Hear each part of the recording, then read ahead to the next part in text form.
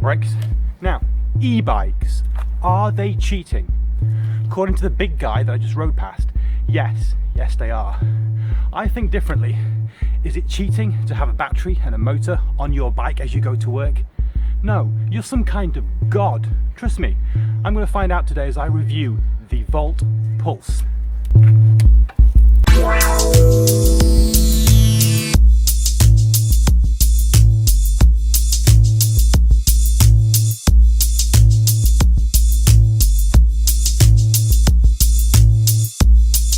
The Volt Pulse is a hybrid bike, meaning it works just as well on the streets as it does out in the slightly rough.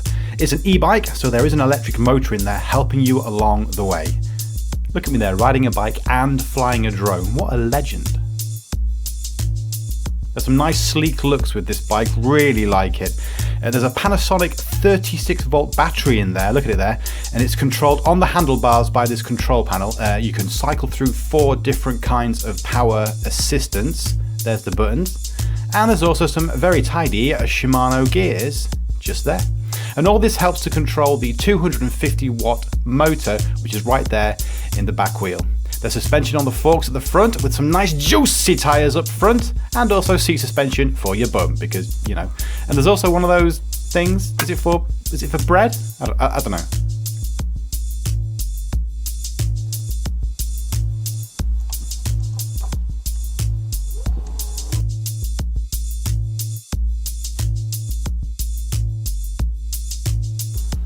Basically, what that means is when I pedal like this, it genuinely feels like there's someone behind me giving me a shove, which there definitely isn't.